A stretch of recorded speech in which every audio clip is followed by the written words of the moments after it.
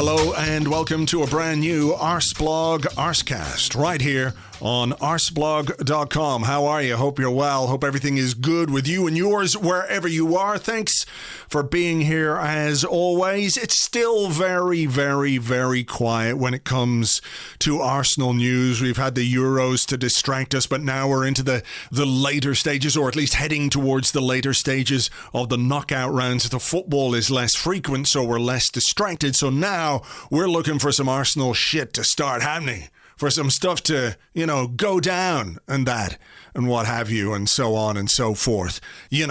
Players coming in and players leaving and... yeah, well, I mean, that's basically it. Players coming and players going. So far, there's been little or no movement. A few young guys have gone on loan. A few young guys have gone permanently, but there hasn't been anything at the time of recording anyway, which is Thursday afternoon, official in terms of signings, even if a few or a couple of names are reported to be quite close. But look, when the signings happen, we will be doing stuff. We'll be talking about them on the podcast. We'll be talking about them, doing some profile podcasts on Patreon as well for our Patreon members.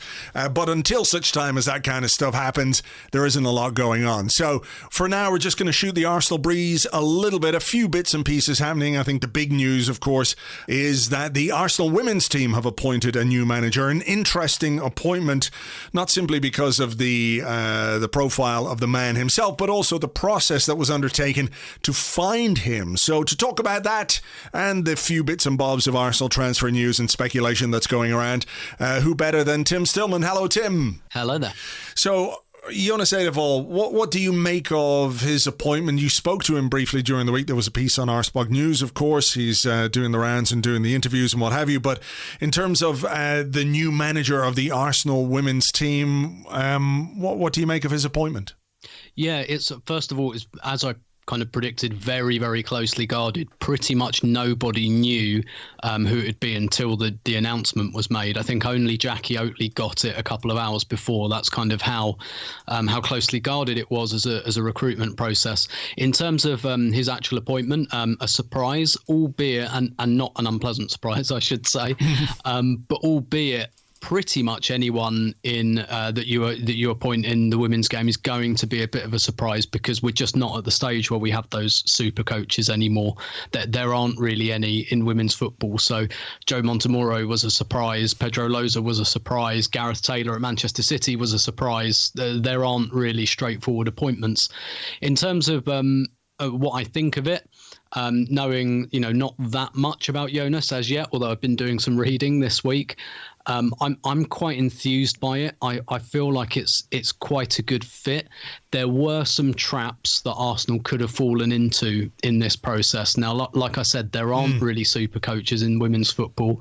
There are coaches who obviously coach very, very good teams, but actually, I'm not that convinced any of them are brilliant coaches. Even Emma Hayes at Chelsea, who is a really good coach, but when Chelsea's budget was lower, they were finishing a lot lower in the table. So I don't think she's quite the super coach people make her out to be, per se. But there were some... My fear at the outset of the process was how much women's football knowledge is there going into this process, and there were some traps they could have fallen into. There are some quite high-profile coaches who are out of work at the moment who, like I said, I'm not convinced are actually brilliant coaches. I think they just coach brilliant teams. So Lyon lost their coach. They sacked him because they always sack their coaches. Paris Saint-Germain's coach has left. Barcelona's coach has left. Wolfsburg's coach left. And then there was also Jill Ellis, who used to manage the US women's national team, where she won 2 World Cups, but nobody likes her because they don't think she's a very good coach. So there were some easy things they could have done here that actually I don't think would have been very good appointments. So for them to go for someone quite left field, I think is quite encouraging. They've gone for a guy who's worked his whole career in Sweden, but 38, been a coach since his mid-20s. And I think kind of crucially that there are some notable things he said, not just to me, but to others. Like, he obviously had his kind of lines cleared, but he broached straight away some of the issues that Arsenal had in the last couple of seasons around injuries is around playing teams who play a high press, and he kind of broached those up front, and I imagine they were big interview questions. But the other quite interesting thing about him is, even though he has a record of playing attacking football, which is absolutely what a club like Arsenal need, because they're trying to win the league, so you need to be an attacking team, as we've been over the last few years, is actually his approach. So in terms of tactically, not miles different from Joe, which makes sense because this is Joe's squad. There is no point in getting someone who will do something completely different with it. But his approach in terms of his personality, I mean, he said without being asked in the press conference, I am very direct. And that's what I've been told about him. I've been told, even by the standards of your average Swede, who I've always found Swedish people to be, to be quite direct, pleasantly so, I should say. But he is apparently someone who doesn't mince his words, both on the training ground, on the sidelines. I'm told that he often gets into trouble with fourth officials and stuff like that, and that's very different to Joe, who had a much more kind of personable approach. So it would be really interesting to see how that plays out with the players in particular.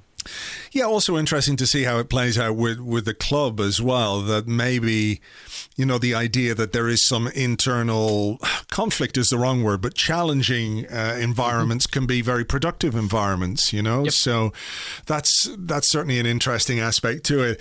And, broadening it out just a little bit, we're sitting here and it's stuff we've talked about, and everybody is looking at Arsenal this summer to see what we're going to do, and that what happens with the men's team obviously is the most important thing for most people who are listening to this. But we're looking at a football club with a very young manager, with a very young chief executive, with a very young head of football, a relatively young new guy, Richard Garlick, who's come in. He's relatively young as well. Josh Kroenke, I suppose, as well, if you add him to the mix, still pretty young, in their late 30s, early 40s. There's a measure of inexperience there at administrative, executive level, whatever you want to call it, right? So we are, as fans, looking for the club to get back to where it wants to get to. We're sort of in the dark about the efficacy of their work, or how good they might be, or what have you. So little things like this provide you with some encouragement. It's not to say, that this has proved them to be perfectly capable of taking the club back to the big time. I'm not saying that. What I'm saying is that when you look at an appointment like this, like you say, they could have taken an easy option. They could have just given the job to an experienced head and said, look, come in, do it, blah, blah, blah. But they've obviously gone through a process. And Vinay spoke about this on the Arsenal website, and it's there for people to read if they want to read it. Do you, as you sit here and wait for them to put everything right all over the club, find this in some way encouraging, or a positive way, that they're doing things? I suppose you could tie it into the Arteta appointment itself in some ways, but they're trying to do things in a way which is maybe a bit smart, a bit clever, a bit different. Do you get that sense? Yeah, absolutely I do. And not just with the managerial appointment, which again, I don't know enough about Jonas to say this is brilliant, it will definitely work, but I can see the thinking. But I guess why don't I talk a little bit about the internal review, which Vinay spoke about, of the women, which has been going on since last summer. Now, I'm quite enthused by quite a bit of this. Now, there were two big questions, I think, over the women's team.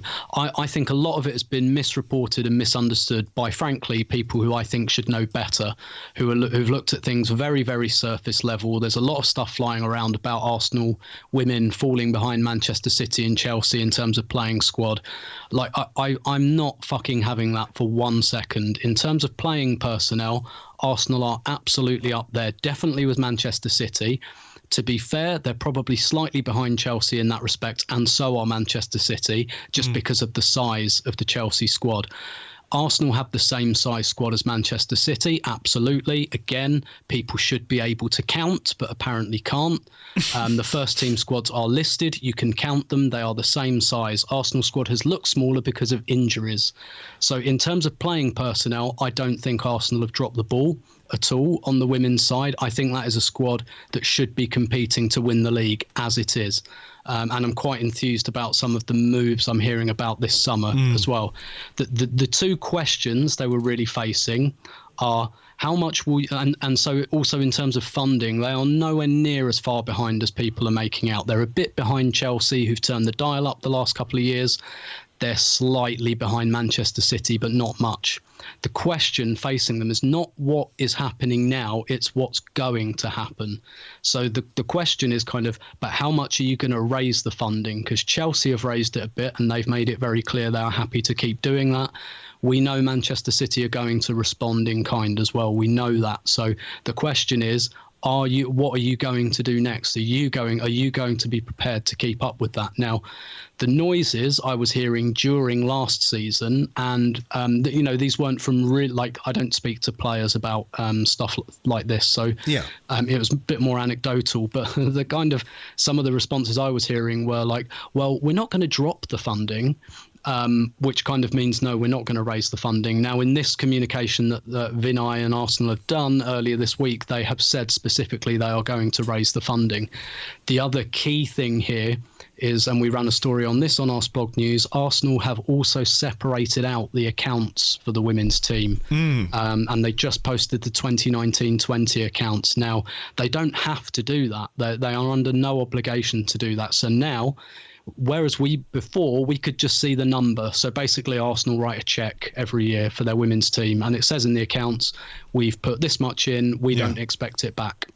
And that was pretty much all we got. Now we get the size of the staff, the wage bill, player registration fees, amortization fees, all of it. So there's an extra layer of transparency. They didn't have to do that. Now I don't think they would do that if they were planning to level the funding or cut the funding or anything like that, because there's a layer of transparency there.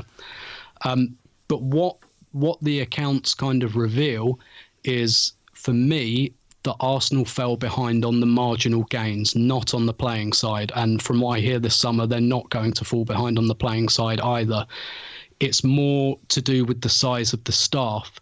So if you look at the 19-20 accounts, Arsenal have, and bear in mind this is over a year ago, Arsenal have 35 full-time staff listed or something like that, and Chelsea have over 50. That is where Arsenal lost their edge.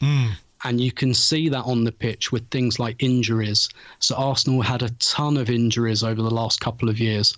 And we spoke about that a bit on the last podcast. And Vinay confirmed some of the things I said on that podcast about, the medical side really beefing up, the sports science side. They've got a full-time nutritionist now. Before they were kind of working with contractors in that area. Yeah. They've got full-time psychologists now. Sorry to cut across here. Are these specific to the women's team? Because Vinay says we're bringing on board a new head of sports medicine and sports science. We've increased the staff in the medical team. We've brought on board a nutritionist. We've created a new individual development coach role, more operation staff. So are these things specific to the women's team and the women's setup? Yes. Okay. And that is exactly where they lost the edge. They did not lose the edge on players. They lost the edge on staff, and just the numbers show you that. And Manchester City have obviously got the Etihad campus and have probably got the best one. I don't think there's any probably about it. They have the best facilities of any women's team in the world. So that to me is where Arsenal lost their edge on things like it. Basically, if Arsenal didn't have all those injuries over the last couple of years, I think they'd have won at least one more trophy, one more major trophy. So. This is where they lost the edge, and that is what they've looked to address. Now, I should kind of, I should say, we shouldn't just have a massive party about this yet, because a lot of players will show you that they're in a kind of a bit of a holding pattern at the moment. They're in a wait and see kind of area. So Leah Williamson extended her contract, but only by 12 months. Vivian Miedema's contract runs out next year, and I think she's made it clear that she's got no plans to extend at this point. Jordan Nobbs's contract runs out next summer. If all of these players leave, you will know that this review has been built on sand. if they stay, they mean business. Now, there might be fluctuations within that. I think Vivian Miedema will probably leave anyway, to be quite frank. But I think you could look at someone like Leah and Jordan. If they leave, you kind of know that the circus has left town for Arsenal. So we should be a little bit cautious that it's a bit like, okay, this sounds good, but let's see how it plays out. But personally, I'm enthused by what I'm reading and what I'm seeing. Yeah, I mean, look, the proof of the pudding, et cetera, et cetera. I mean, the work that they're doing behind the scenes to make those improvements, it all depends then how good the coach is going to be. So I think the big issue, and you've pointed this out before, it was the big games. The games that Arsenal were supposed to win, Arsenal won. It was the games against the Man Cities and the Chelseas, et cetera, which proved to be the most challenging. And that was a question that you put to Jonas Eidevall. So, is that something, I'm not going to say if it ain't broke, don't fix it kind of thing, because a coach has to come in and implement his own style, his own way of working, et cetera, but he does have pretty solid foundations to build on. Absolutely. Like, this squad doesn't need a lot doing to it. There are a couple of players who've left who need replacing, and to be honest, the defence has got a lot of players in it, but there's not a lot of balance in there. But I gather the defence will be added to, and we'll probably find out about that officially very shortly. But there's not a lot that needs doing to it. But what I'm told, and what he kind of says about his style, is that there will be more of a focus on pressing, which we didn't get as much under Joe. But the question I asked him specifically was how to deal with when Man City and Chelsea put that high press, which Arsenal just haven't dealt with really in the last couple of years. And he spoke a lot about, the positioning of the players and being much more methodical. Joe played, a very fluid total football style, which was largely really, really good. But at the same time, I think maybe when they came under pressure, when players are rotating positions all the time, you don't necessarily know where they are. And I kind of asked, the question I put to him was, do you think it's tactical, technical, mental, or to do with positioning? And he said positioning, absolutely. And he said, my job is so that when those players receive the ball under pressure, they know where their teammates are without looking. That's how he wants to kind of get around that issue. But he also wants to get them pressing a little bit more. So maybe if they're up against that in training, a bit more, for example, if they're pressing each other in training, that might help. So again, we'll wait and see on that. But he like I said, I'm pretty certain that they would have been interview questions put to him, and I can see why he impressed people with his answers. One of the other things that Vinay spoke about was playing some of the women's games at the Emirates Stadium. I know that you've spoken about this before, and it's one of those things where, playing at the Emirates is a great idea, and it's a great way of getting more fans in to see the Arsenal women's team, et cetera, et cetera. But at the same time, they're kind of giving up home advantage in a way because of where they normally play their home games. So have you got any info on that, some background on that a little bit, and what people can expect, and what sort of, how the club going to attract people into these games? Yeah, absolutely. So why don't I give you a bit of an exclusive that hasn't been announced yet? But so you people will be familiar with the fact that the men's team announced a couple of friendlies against Chelsea and Spurs on August the 1st and August the 8th. They will both be double headers with the women's team, I'm told. So Arsenal women will play Chelsea women at the Emirates on the 1st of August, and they will play away at Spurs on the 8th of August as part of a double header. And again, that should come out in the next few days or so. So they're definitely thinking in that respect of having those kind of big friendlies at the Emirates. They definitely want to play games at the Emirates next season. They would have done it this season past were it not for COVID. And as much as they don't want to lose home advantage, I think there is a recognition that, look, you kind of just got to do this. And I think the attitude of players has maybe changed in the last few years. I think a few years ago it was much more, no, we prefer to play at Boreham Wood, whereas I think this generation of players are like, no, we want to play in the big stadium. That's that's really what we want. So I think that's kind of changed. And I think, for example, the North London derby is a great one because it doesn't matter if Arsenal lose home advantage. But the other thing I'm told is if Arsenal get through to the group stage of the Champions League, which is very far from a foregone conclusion because they have a tricky qualifying process, that those games will be absolutely prime candidates to be played at the Emirates, not least because there are no logistical difficulties with the men's team who aren't in Europe next year and therefore won't be playing in midweek. So those dates, it won't be difficult for them to put those dates on. And they're really keen that if they get through the qualifiers, that some of those midweek group games will be great, not just to raise the profile. I mean, it's a perfect storm of raising the profile of the women's team. And, Arsenal men are going to play far fewer games next season, and so people who maybe miss a bit of midweek football, maybe people in the area who are local who can't usually afford to go to the Emirates for some of those Premier League and Champions League games, it's a real perfect storm, and I think they recognise it's a real opportunity. And also in the kind of post-COVID world as well, where people, I think in general, are itching to get back in football stadiums and watch live football, and that's why they're really keen to do these friendlies in August as well. Even though half the squad will be at the Olympics, they know that people are itching to get back in that stadium, and that's a great opportunity for the women as well. Yeah, look, you do have to, build the next generation of fans. And like you say, there's lots of people who want to go but are maybe priced out. And, the continued growth of the women's game is a fantastic way to introduce people to Arsenal, the club, not just Arsenal, the men's team. So, look, it's exciting. It feels like it's an exciting time for Arsenal women. We're waiting, of course, to see, what's going to happen on the men's side of things. But, you must be looking forward to the new season starting. Yeah, big time. And it's one of those things. It's been really quiet for the last couple of weeks or month or so, but I've known that loads of things are going to drop, and they're all going to drop at once, and that's exactly what's happening.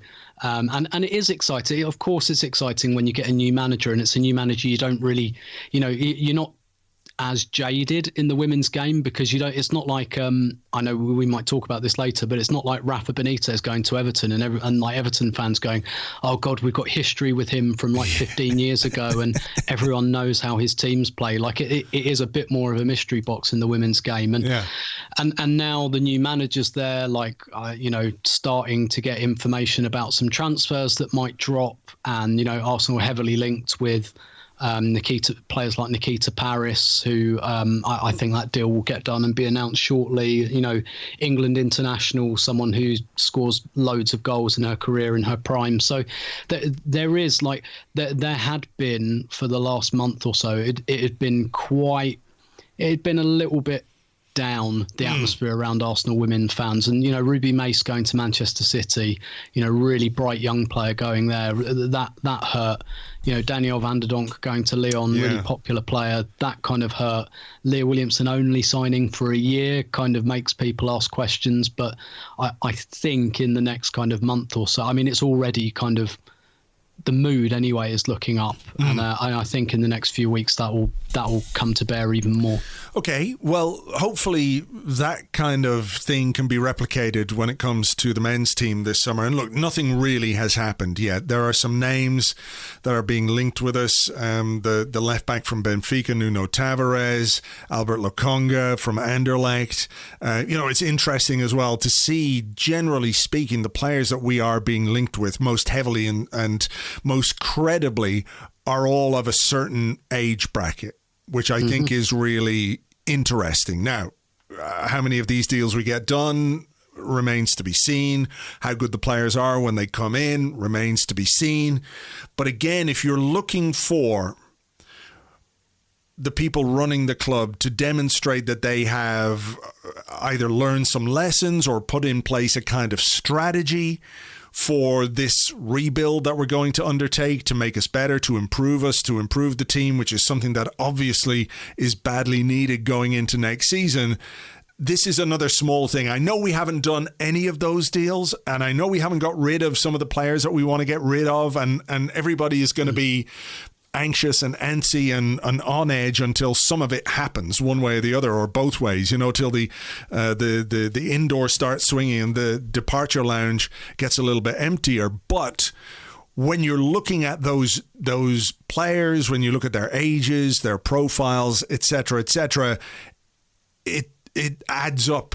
The sums add up to something that makes a bit of sense, that they've sat down and said, well, this is how we should do it. These are the age profiles of the players we should go for. Let's go for them. That's another, again, small sign of encouragement. The proof will be next season, etc. But if you're looking for them to behave and do things differently or in a way that is encouraging, that's it, no? Yeah, absolutely. And, in terms of the lessons learned part, I mean, better late than never. I don't think you should have to sign Willian on a 3-year deal before realising that signing Willian on a 3-year deal is a really bad idea, or Cedric on a 4-year deal. The same way, I don't stick my hand in the oven when it's been on for 20 minutes to, decipher whether that's a good idea or not. But nevertheless... once bitten, twice shy, and all of that. It makes a lot more sense. And I mean, put it this way, last summer we were having the debate, should we be giving Willian a 3-year deal? Should we be giving Aubameyang a 3-year deal? This summer, is that 23-year-old England centre-back worth 50 million? That's, I still kind of, I guess, have some, I'm not furious about it. I don't really know, but I have maybe some doubts over that. But I'd much rather have that debate than the debates we were having last summer. I'd much rather be debating, well, why are we buying the 23-year-old when we've got the 20-year-old? That is much more the sort of debate we should be getting into as Arsenal fans. And I've said before, I'm not sure how much I'd bother with a backup left back because it just seems so impossible. But Tavares, if we get that done at the price that makes a hell of a lot of sense. Yes, tick. And actually, that to me looked like possibly the most difficult thing to do this summer. Maybe not the most expensive, but the most difficult, and kind of seemed to have tied that up quite nicely. And even look, I really like the link with Lokonga, and the reason I really like it is because it almost, not that it doesn't matter. If you told me, at the price we're supposed to be getting him, that he's the replacement for El Neni, I'd say, yeah, fine, okay, 21, backup. Maybe in the future he'll be more than a backup, but if not, great. We got El Neni for 10 million. 5 years later, we're getting the new El Neni for 12. Fine, absolutely fine, and he's 21 and everything. If you told me we think more of this guy, we think in a year or two he'll be the new Xhaka, even better. But even if he's just that backup, I think that's just a move to me that's yep, that makes absolute sense. Kind of whatever happens there is fine. And so I am really enthused by some of these, and at least you can follow the thinking. Yeah. And again, even if you're not as they seem to be going for Premier League experience as well.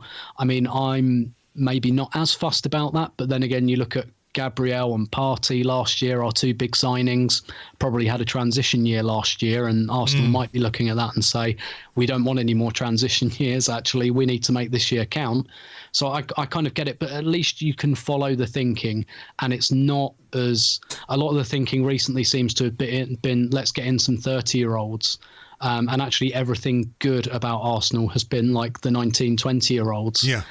And that they seem to have realised, even if it is a bit later than they should have, that you can follow the strategy. You can disagree with it if you like, but at least there's one there. Yeah, it's joined up thinking is the phrase I was trying to come to a bit earlier on. So, we have to wait and see how it all plays out. But if you are looking for them, as you say, to learn from mistakes, et cetera, this seems to be the kind of approach. I think if you ask people, what is the approach that you would like Arsenal to take this summer? Is it to bring in more experienced, grizzled veterans, to get us to sixth or whatever it might be? Or is it to lower the age profile and bring in some players around the 22, 23, 24 bracket? Maybe a couple of them are a bit younger, but that's kind of the upper end of your age curve is that 24, to bring in players who could potentially be at the club for 5, 6, 7 years, Yeah, that way you either get, if they don't work, you get some resale value. Like if Tavares doesn't work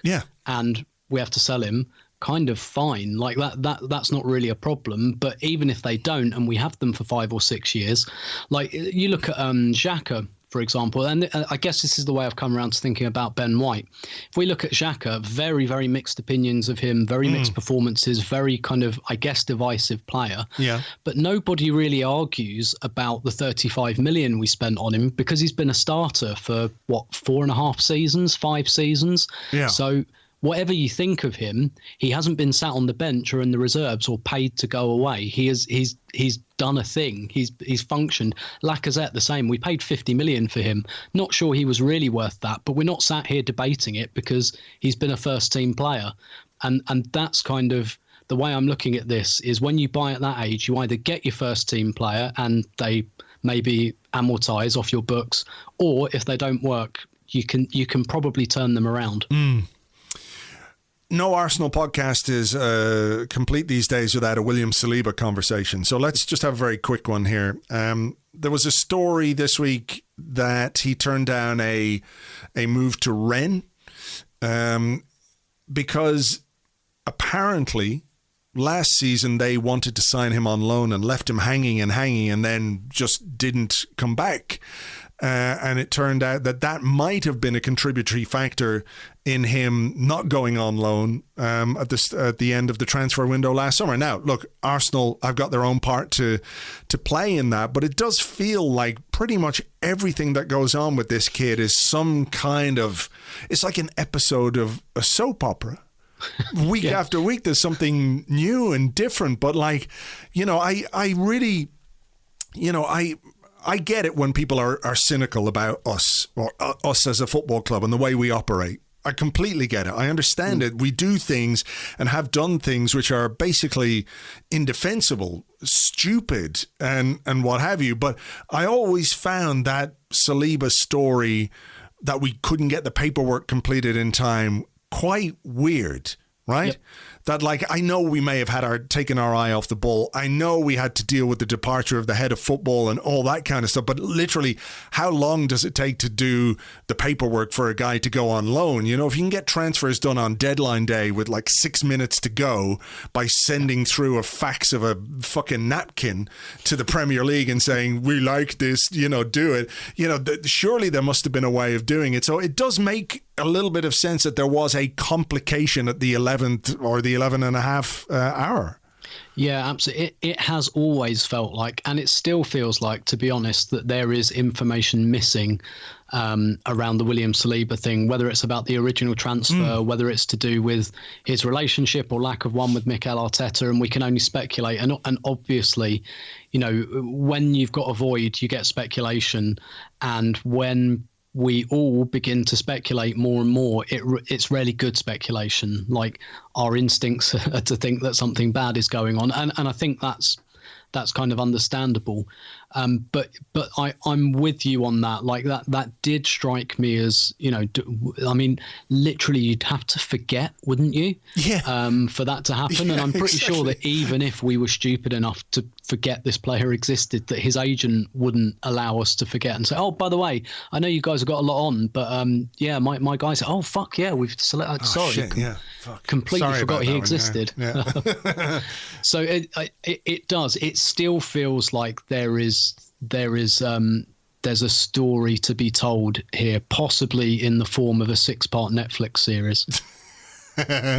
Yeah, it wouldn't surprise me, to be honest. Apparently his agent was at London Colney or Highbury House this week to discuss matters with Edu, so we'll have to wait and see what happens with him. But, he is apparently going to the Olympics, so that, it's a bit of a complication, obviously, for pre-season if he's going to be away with the Olympics. I did see a story today that the squads for the Olympic football teams have been extended.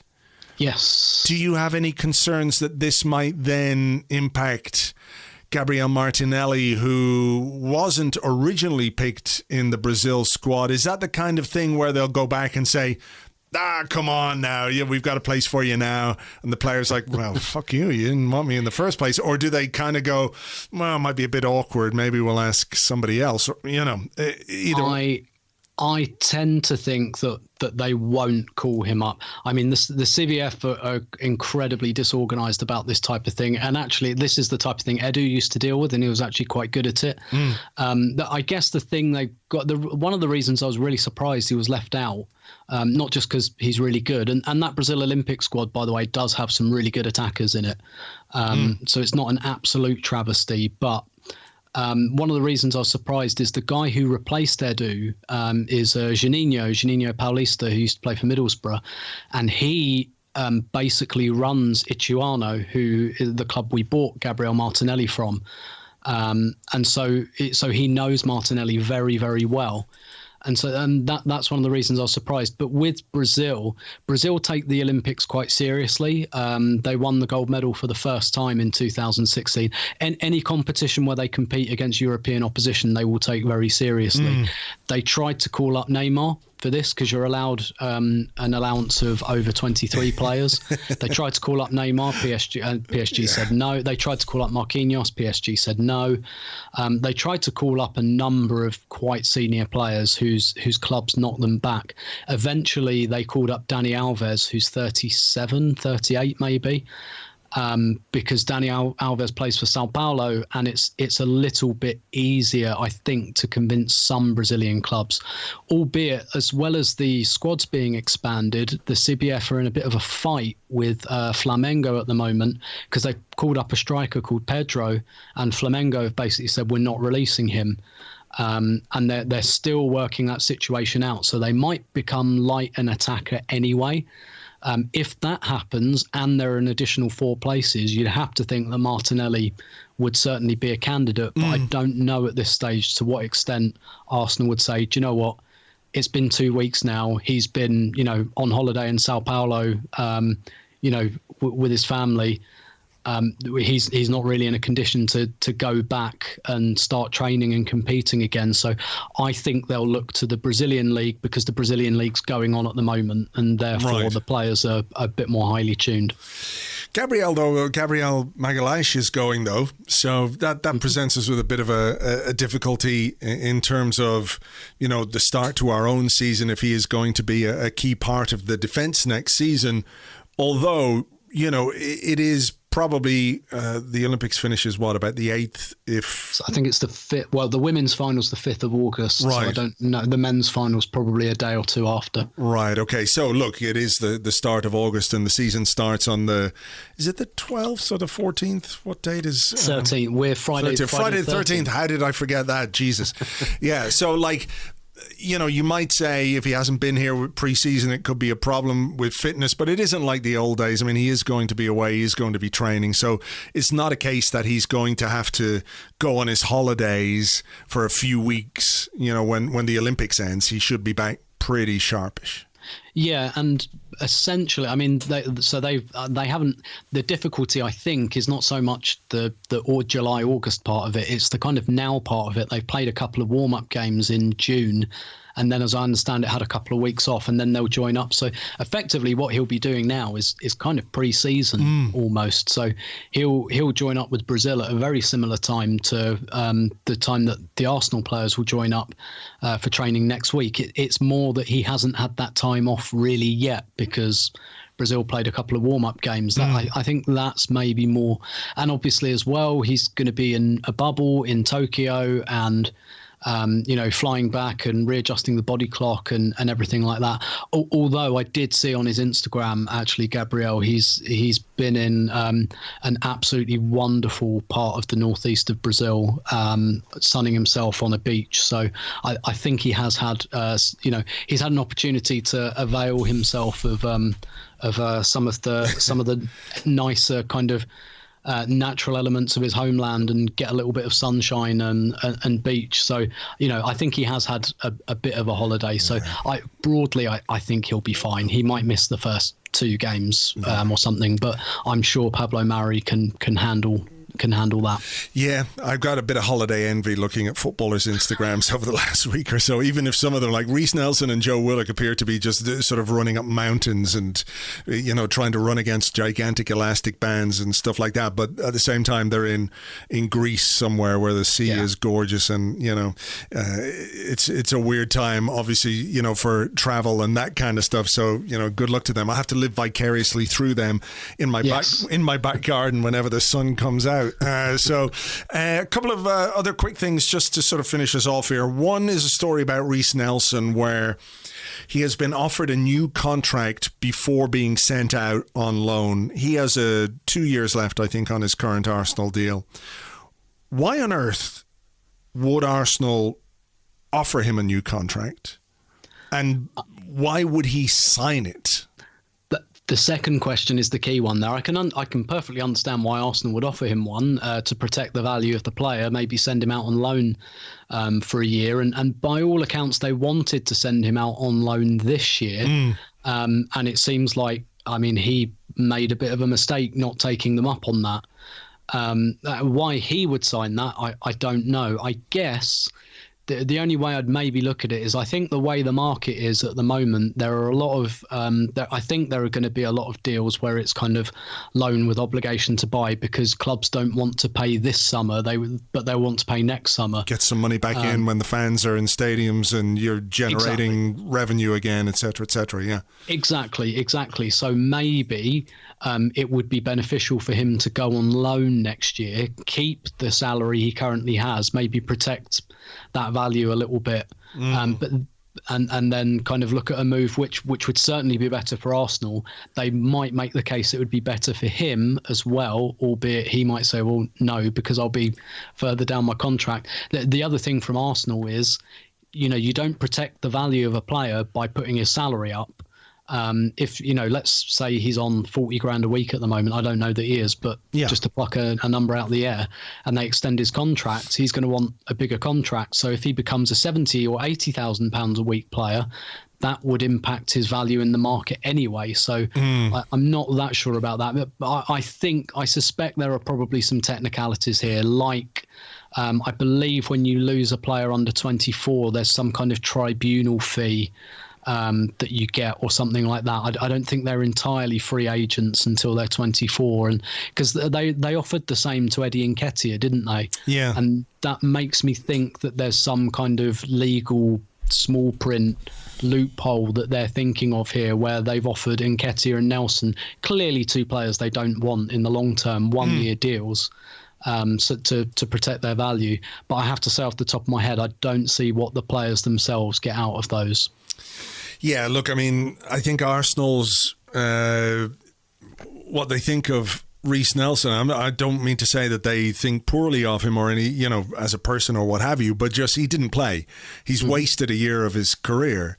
So it seems pretty obvious that for all concerned, the best thing for him, you know, really is to move on and find somewhere else to play his football. And, you know, with 2 years left on his deal, the value is, I guess, relatively protected as it is. I suppose the benefit to Arsenal would be if he went somewhere on loan with an extension on his contract and played quite well, maybe there'd be more people interested in buying him than after a season where, you know, he got about 4 minutes or something. Definitely. And this is a policy Chelsea have, is not to sell players at the bottom of their value. So even a player like Tammy Abraham, he had a couple of loan spells that didn't really go his way. And what they do with players like this is they basically keep sending them on loan until they have, like, I guess what we could call the Joe Willock season out on loan. So, you know, wait, don't sell someone after an underwhelming loan spell where they haven't played. Wait until they have the good loan spell and then sell them. So again, that all makes perfect sense for Arsenal. Not sure it would make an awful lot of sense for Reiss Nelson, albeit if Arsenal say, look, if you back yourself, go on loan, have a brilliant season out on loan, and then you will get the team and the contract that you want. Yeah, fair enough. We'll wait and see what happens there. Just a couple of quick wider football things. I'm just looking at Twitter while we were talking, and apparently Manchester United are close to signing Rafael Varane from Real Madrid, as well as doing a deal today for Jadon Sancho. So those guys are doing some shit, which is going to make catching up to them even more difficult. But sort of around us, there have been a couple of appointments. Nuno Espirito Santo is the new Tottenham manager. Does that give you any heart palpitations? I mean, I certainly feel like I'd rather that than Antonio Conte. Yeah. I'm still upset that Gattuso fell through. I know, yeah, it would have been personally.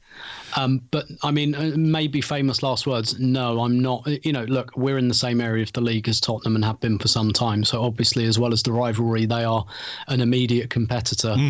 It doesn't worry me too much, no. And you can see by the process that he is very far from their first choice, and probably for good reason.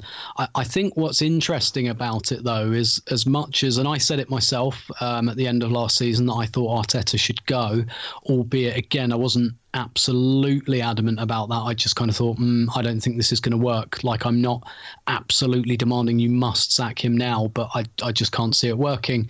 Maybe that position softened away from the kind of emotional end of last season, but I guess one of the reasons that maybe Arteta has kept his job is look at who the guys around us are appointing at the moment. And actually, there isn't much managerial movement at the moment. Even during last season, the COVID season, there weren't nearly as many managerial moves. And that's probably down to COVID and people not wanting to pay compensation. They've only given and there's much shorter contracts for managers now. I think they've only given Nuno 2 years. Even Chelsea only gave Tuchel 18 months, and Tuchel's good, and they knew he was good. Yeah. So there's a lot more caution, and I guess the way Arsenal would look at it is, I mean, Arsenal dropped the ball some years ago when maybe they could have got a Klopp or a Guardiola, which they definitely can't now, and maybe that factored into their decision to kind of stick with Arteta in the kind of, well, if we sack him, do we get Nuno in? Do we get Rafa Benitez in? Like, the managerial market is not fantastic at the moment. And as much as people are laughing at Everton and Spurs, and let's face it, that's always good fun, particularly with Spurs, like, I don't think they're being absolute idiots with their process. Like, they're trying to appoint managers. It's just there are more teams that want elite managers than there are elite managers. I think it's just a supply-demand issue. And maybe that's why Arsenal decided, well, we'll just hold on to Mikel for a little while until... I mean, even the process at which Arsenal arrived at Arteta was a bit, there's not an awful lot out there, so it's a bit more justified to take that gamble when, you're not exactly got people knocking your door down. So it says something, I think, about the managerial market. And what will be really interesting to me is what happens once Klopp and Guardiola are gone and Liverpool and Manchester City start to get sucked into that a bit. Because even Manchester United, they have Solskjaer, who is not, I don't think, an elite coach. He's not an idiot, but he's not an elite coach. Really, it's only Liverpool and Man City, I think, arguably even in Europe, that have like absolutely elite managers, and Conte's out there. There's just not a great deal out there, and certainly not for, should we say, a second tier kind of club in European terms. Yeah, I mean, look, United are obviously trying to offset some of Solskjaer's whatever by bringing in really brilliant players, so we'll wait and see what happens there. Rafa Benitez, and just sort of going back, like at the Arteta appointment, it was Arteta or Ancelotti, wasn't it? That was the thing. Yeah. Like, I mean, we could be in a situation now where Ancelotti has just gone, well, thanks guys, I'm going back to Madrid. And it was like, but we wanted you to do the thing. Nah, it's good, I'm going back to Madrid. So, it was, I see what you're saying in that sense. Benitez to Everton, I kind of have a real grudging respect for how little of a fuck Rafa Benitez gives about what anyone thinks about him. I absolutely adore Rafa Benitez and have for quite a long time. I've never been certain that I want him to manage Arsenal, although there was a point where I thought we could do worse. Yeah. But I love the way, like, he gets revenge the way you should get revenge. Like he understands that revenge is a dish best served cold. It's very, you don't like me, I will come and manage your football club. I will make them play horrible football. I will be good and you will hate it. And that is just absolutely wonderful. I think Rafa Benitez has missed his calling and should be in WWE. I think he'd just make a wonderful WWE villain. And it's just, he's got that perfect, like, he's not a cartoon villain. Like, you know, well, people call Mourinho a cartoon villain. He's not a cartoon villain. He's just a prick. Like, I don't think Benitez is a prick, but I think he's got wonderful, like, slightly prickish qualities. Yeah. Which I absolutely love. And I love it when he's in the Premier League, because I just think that, you know, in terms of quote unquote entertainment, I mean, his football teams aren't that entertaining. They're usually pretty decent and they're very difficult to play, but it's not necessarily football you want to watch. But I think he is fantastic value. I really, really like him. And I'm so glad he didn't go to Spurs, put it that way. Yeah, I would rather him not be there. That's very true. I mean, what do you think the Everton fans are going to make of him? I mean, if he wins a Merseyside derby at Anfield, you know, and this is it's the kind of thing he does, right? It's like he went to Chelsea on that temporary basis, and like Chelsea fans, like, they hated him because of that rivalry with Liverpool and Chelsea, you know, those Champions League games, Mourinho, all of that kind of stuff. And he went to Chelsea. Did he win the Europa League for them? Yep. Yeah. It's like, fuck you, here's a trophy. Fuck you, here's some success. You know, and it's like, oh, God, well, how can...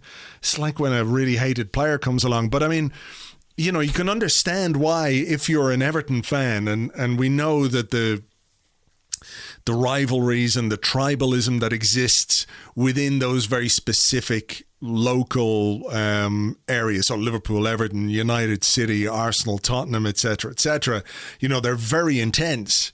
You know, the idea, I mean, I shudder to think what social media, what it would have been like when George Graham went to manage Tottenham. It's like, what the fuck? I mean, I remember thinking, what the fuck at the time.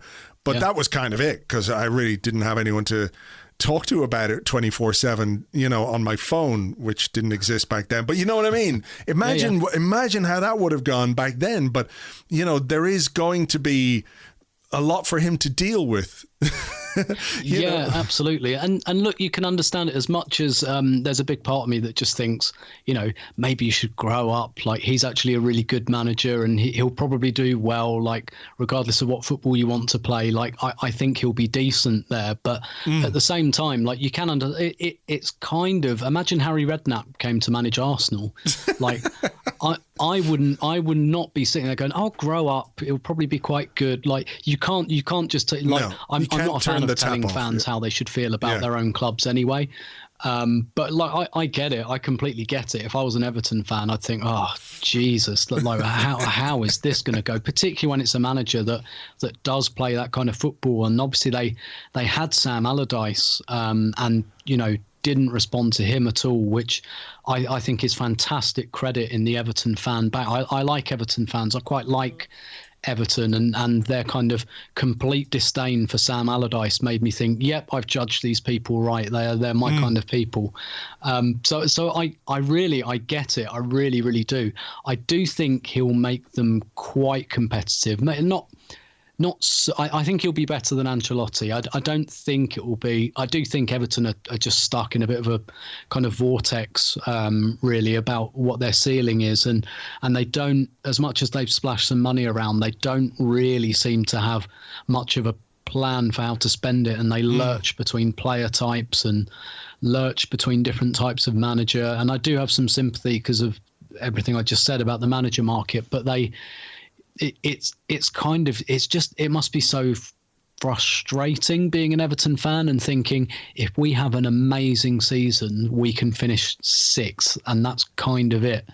And like, even as an Arsenal fan at the moment, I struggle to see us finishing much higher than that, but at least we might fluke an FA Cup or something, because I do think that history counts for something in those kind of scenarios. Like, I just don't think it's a coincidence that Arsenal, even though they've been a bit terrible, have managed to win some FA Cups recently, just because they're Arsenal and Arsenal do that.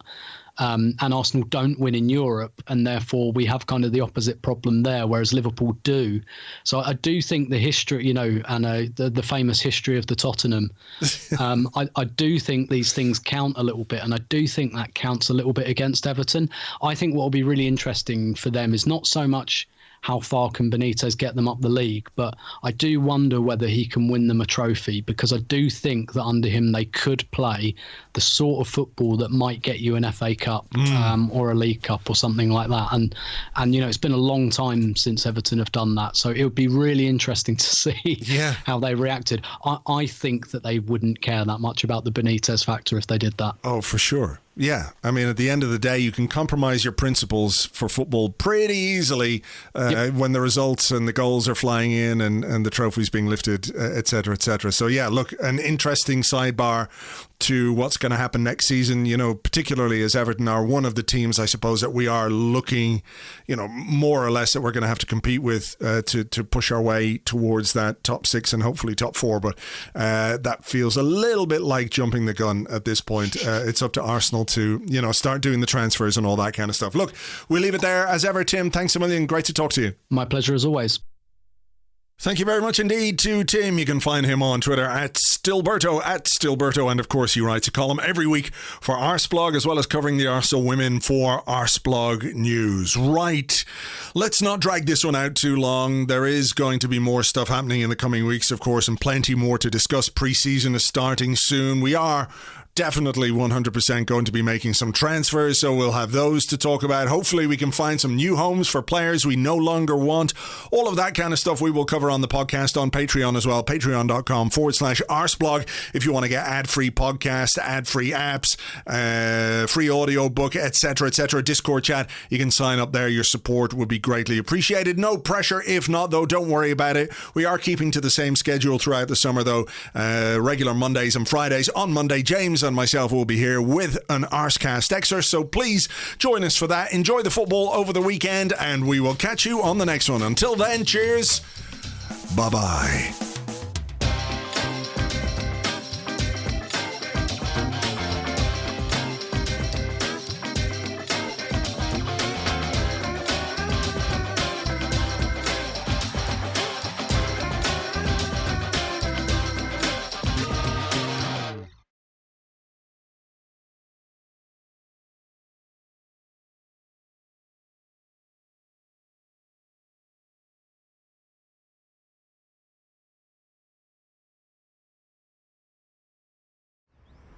Hi, we're doing a survey. What's the best thing about being a football fan? I would say going to the games with my friends and just having a great day out, What's the best thing about being a football fan? I gotta say is when you win a big game, local derby, bragging rights, that kind of thing. What's the best thing about being a football fan? Jesus, there's so many things you could choose from, it's hard, but I would say a last minute winner has got to be the top of the charts there. Who couldn't enjoy that? What is the best thing about being a football fan? Well, I'm glad you asked me that, because the answer is simple. The best thing about being a football fan is seeing a child distraught, crying inside a stadium at a game I'm not attending, then pausing my skybox, taking a picture of the child with my smartphone, and then posting it to my Twitter so I can mock that child publicly and get likes from complete strangers. It is the very essence of the game.